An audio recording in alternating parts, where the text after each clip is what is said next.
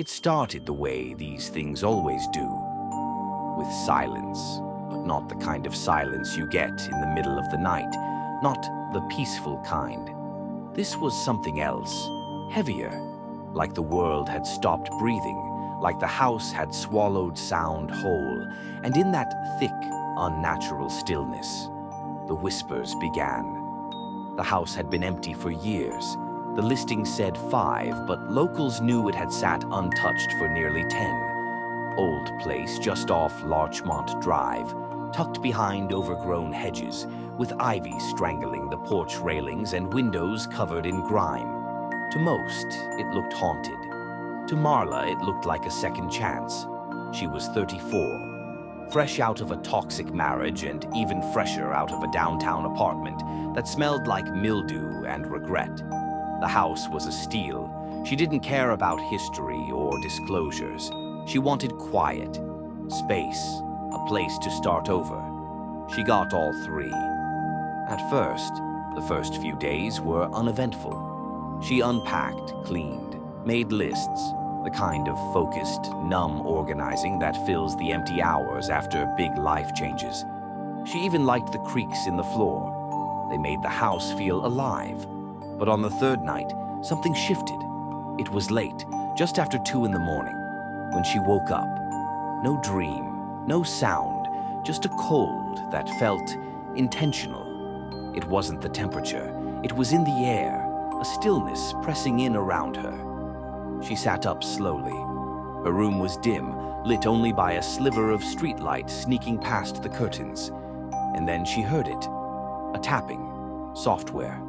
Precise, like someone or something was knocking. From underneath the floor, she held her breath, listening, and then from the wood beneath her bed, barely above a whisper, came a voice. "Let us out." She didn't scream, didn't run. She just sat there, frozen in her sheets, heart pounding so loudly she was sure whoever was down there could hear it too. By morning, it was easy to explain away. Old houses make noises. Dreams don't always feel like dreams. It was probably nothing. But when she pressed her ear to the floor, she heard it again. Not words, not yet, but movement, scratching, faint, uneven, like fingers brushing against wood. She stayed up the next night, lights on, coffee made, eyes glued to the floor. And sure enough, just past 2 a.m., the whispers returned. Closer this time, clearer, almost urgent. "You left us still down here." We remember by the 5th night, the lights didn't help. The voices came anyway. The cold came with them. And the dreams, they were always the same. A long hallway with no end, wallpaper curling off the walls, floorboards groaning with every step. And at the end, a child, a girl.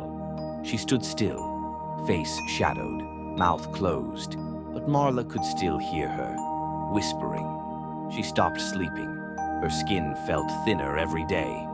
The house was louder now, groaning, breathing, shifting, like it knew she was cracking. And then came the night she couldn't take it anymore. She snapped awake at 2:07 a.m., not from a sound, but a feeling, like something was beneath her bed, waiting. She leapt up, yanked the rug aside, and grabbed a crowbar. She didn't think. She just tore. The boards groaned and splintered. Nails screamed as they twisted loose. Dust filled her lungs, and finally, underneath, she saw it. A crawl space, narrow, dark, cold. She aimed a flashlight into the void, and what she saw made her knees give out. Bones, small, scattered. Some cracked, some still wrapped in scraps of fabric. A child's shoe, a cloth doll with no face, a rusted hairpin, a pink ribbon tied neatly, impossibly clean, and carved into the wood above them, scratched again and again until the grain split. Still here, she fled, left everything behind, the house, the bed, the floor, the whispers. She drove through the night, headlights shaking on unfamiliar roads, until the sun rose and the world felt real again.